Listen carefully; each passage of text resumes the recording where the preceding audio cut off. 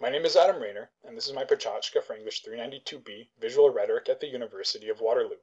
Today I'm going to be talking about appropriation in you, and in doing so, I'm going to look at how we appropriate everyday things before moving on to talk about Facebook, since all discussion winds up there at some point anyway.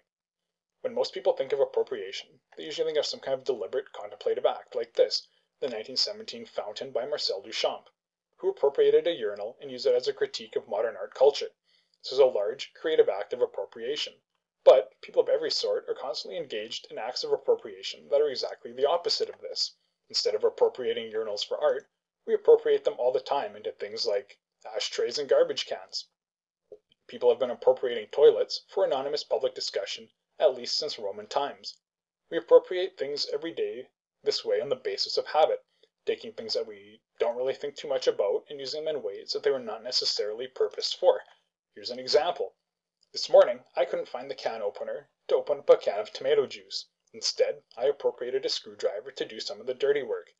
Now believe me when I say that a slotted head screwdriver is not really purposed for opening cans, but after a lot of pain, I managed to get the can open and had my glass of tomato juice. People can also appropriate media formats in this way.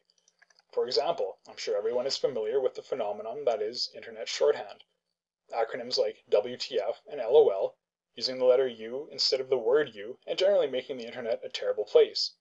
But people have kind of appropriated this format and use it in other, much more irritating ways, such as writing notes.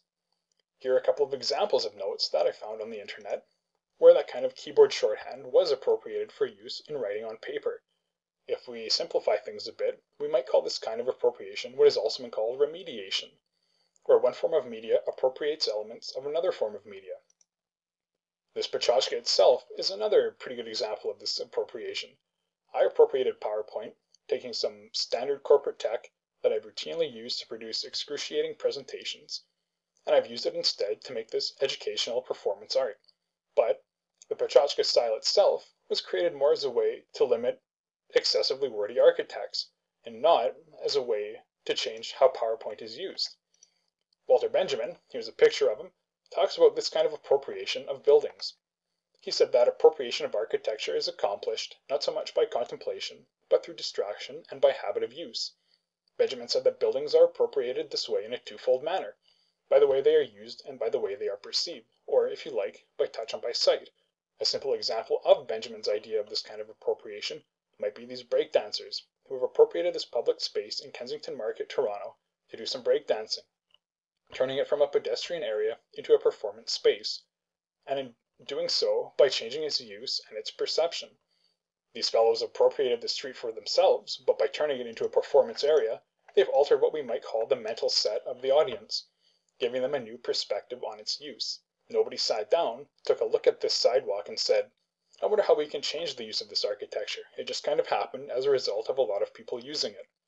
Here's another example. During a heat wave in Russia, these people appropriated this fountain from an architectural work into a public water park. At the Andy Warhol exhibit at the Children's Museum in Kitchener, I saw a work that seems analogous to this process. When you look at this on the wall, all you see is 700 spools of thread. Pretty unremarkable. Walking by the exhibit, if you happen to glance at them through the acrylic orb in front, you get a shift in perception that shows you one of Andy Warhol's Campbell soup cans. Another analog might be the way people are appropriating Facebook groups. I am kind of the prototypical Facebook group user. I'm only a member of groups like Bruce Campbell Got Me to Buy Old Spice, a group of 44 people who share an affection both for Bruce Campbell and Old Spice high endurance deodorant. In fact, I say most Facebook groups are used for equally ridiculous displays of solidarity. Here's a small sample of the infinite number of groups devoted to chocolate fountains. This is in effect described by what you may know as the Zuckerberg ditch of relevancy. The number of these kinds of Facebook groups and their memberships increase exponentially with the irrelevancy of the topic. I've actually created a visualization of the curve. As you can see, the point of maximum relevancy, corrected for bias of standard deviation, is achieved when there are no Facebook groups about the topic and therefore no members. There's a small surge towards general pertinence in the lower ranges of groups and memberships, but these are quickly overwhelmed by inanity, degenerating into complete pointlessness. But people have appropriated groups to do more meaningful things, like create a memorial group for Emily Hilscher, who was killed in the 2007 Virginia Tech shootings. This allows her friends to post their favorite memories and pictures of her in the group and have them persist on the web.